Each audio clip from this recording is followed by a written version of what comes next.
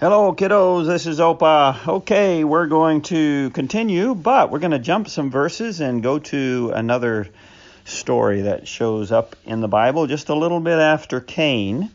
Okay, we are going to talk about a man named Enoch. Can you say that? Enoch. Can you remember that? It's a very important name. Very important. So Enoch was born, and in verse 21 of chapter 5 in Genesis, the Bible says this about Enoch. Enoch lived 65 years and begot Methuselah. That means he had a son named Methuselah. After he had Methuselah, Enoch walked with God 300 years and had sons and daughters. Wow, that's pretty interesting there. First of all, 300 years he walked. He was already 65, so they lived a long time back then. This is all before the flood. We'll see about the flood later.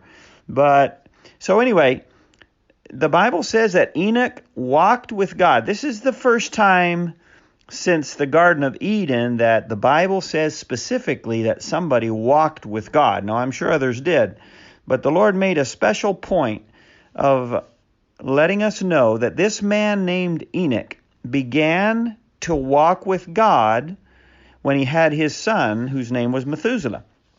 So, what does it mean to walk with God? Well, what does it mean to walk with your daddy or with your mommy or with your brother and sister or with I was going to say your horse, but you don't talk with your horse. But when you walk with somebody or your opa or your oma, you walk and you talk and you see things. You see the trees and the flowers and the animals and the cars that go by, or maybe the clouds or the airplanes, and you talk about things, okay?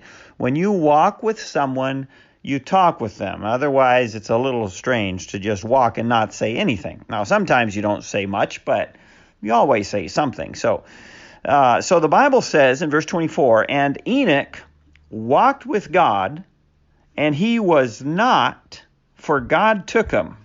Whoa, what does that mean? Well, basically, what happened was that Enoch was out in the fields somewhere.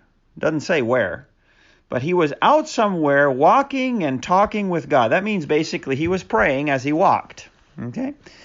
And he never came back.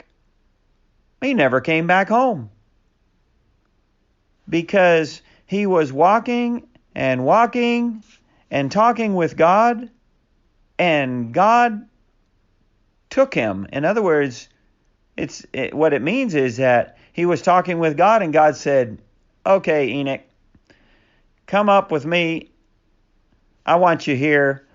You're not going to go back anywhere else. You're going to come straight up into heaven.